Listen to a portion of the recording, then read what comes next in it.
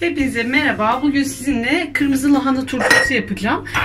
Bunu böyle iki kavanozda yapacağım. Birini kereviz sapıyla yapacağım. Bunu da ben ilk defa kereviz sapıyla kurmuş olacağım. Tadını hep merak ediyordum. Bu vesileyle denemiş olacağız. Şöyle bir tane kırmızı lahanam var. Bu dolapta kalmıştı. Kötü olmasın diye ben artık bunu bir turşu yapmak istedim. Bunu böyle önce bir ortadan ikiye bölüyorum. Ardından fazla kalın olmayacak şekilde, çok da ince olmayacak şekilde, ortalama şu kalınlıkta göstereyim size. Böyle çok fazla kalın da değil, çok fazla ince de değil. Doğramaya başlıyorum.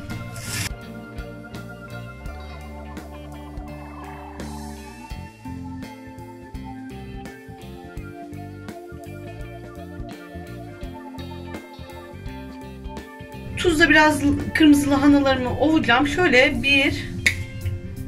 2 3 tatlı kaşığı tuzumu ekliyorum. Şöyle çok fazla böyle şey yapmadan, zarar vermeden, hani tamamen küçülmesin çünkü lahanalarınız. Bir 2-3 dakika bu şekilde tuzla ovuyorum kırmızı lahanalarımı.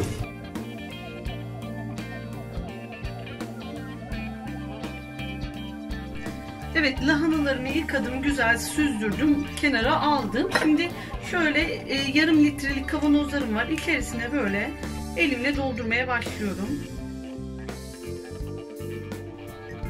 Şöyle bir parmak kadar aralık bırakıyorum. Çok da bastırmadan koyuyorum.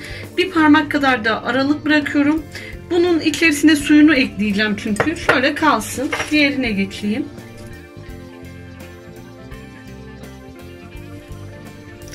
Şöyle 3 adet konserve şişesine doldurdum. Şimdi sosunun hazırlığına başlayacağım. Şöyle bir su bardağı elma sirkem var. Burada ben bu elma sirkesi ev yapımı olduğu için kullanıyorum. Siz isterseniz üzüm sirkesi ya da herhangi bir başka sirke de kullanabilirsiniz. Genelde üzüm kullanıyorlar ama ben elma sirkesiyle yapıyorum.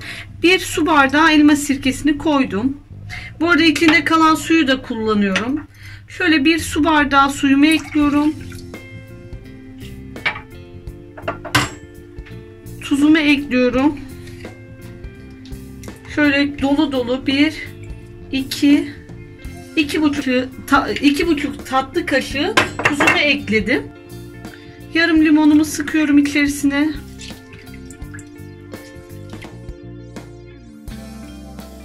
Ve şöyle güzelce karıştırmaya başlıyorum. İçerisindeki tuzu iyice eritene kadar karıştırın lütfen. Tuz topaklı kalmasın.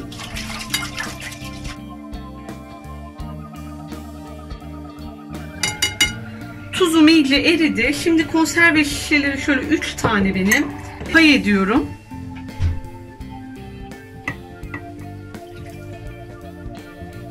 Bardağınıza koymaya devam edebilirsiniz zorluk çekiyorsanız. Tüm sosumu döktüm. Şimdi hepsinin üzeri dolmadı. Dolmadan evvel ben şöyle bir kereviz sapım var. Şöyle bir tutam kadar. Bunu ekliyorum. Bir tanesinin içerisine. Dediğim gibi bunu deniyorum. Nasıl olacağını bilmiyorum. Hep genelde turşuları kullanılıyor. Merak ettiğim için tadını denemek istedim. Şöyle üzerlerine içme suyu döküyorum. Öbür suyum da içme suyuydu. Kullanırken lütfen içme suyu kullanın. Çünkü bu musluk sularında kireç olduğu için çok böyle kötü bir tat bırakıyor. Mümkün olduğu kadar içme suyu kullanın. Şöyle üzerine geçecek kadar koyuyorum suyumu. Ağzını güzelce kapatıyorum hepsini. Ve bu haliyle şöyle bir karıştırıyorum. Şöyle bırakıyorum. Şimdi ben bunları devirdim. Buzdolabına kaldıracağım. Buzdolabında 3 gün kalacak. Mümkünse 3-4 gün. Yani ne kadar aromasını daha çok istiyorsanız o kadar durabilir. Şimdi lahana turşularımızı açma zamanı. Ben bunu cuma günü yapmıştım. Bugün çarşamba, yani bir 5 gündür, 5,5 gündür hatta.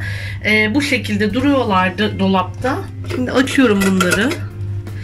Bu kereviz sapı olan. Önce bunu koyacağım. Tadına da bakmak istiyorum ayrıca. Şöyle az bir alayım, bir tadına bakayım istiyorum. Böyle çıtır çıtır, hafif limonlu, hafif sirkeli bir tadı var. Ve bu içerisindeki kereviz sapı gerçekten böyle hafif bir aroma vermiş. Bence güzel, denenebilir. Bu da normal sadece limon suyu ve turşu eklediğimiz lahanamız. Bunu da şöyle koyuyorum. Gönül rahatlığıyla yapabileceğiniz bir tarif. Ben çok beğendim. Eminim siz de beğeneceksiniz. Böyle üzerine cevizler serpiştirerek de çok rahat tüketebilirsiniz. Bunu böyle salata haline getirebilirsiniz. Üzerine ayrıca mesela peynir falan da ekleyebilirsiniz. Büyük olarak aldığımız kırmızı lahanaları böyle yaparak hem bizim açımızdan pratik hem de lezzetli bir tarif. Böyle. Bu tarifi deneyip beğendiyseniz beğene tıklamayı, yorum yapmayı ve kanalıma abone değilseniz abone olmayı unutmayın. Gerçekten çok güzel bir tarif. Israrla yapın diyorum. Afiyet olsun.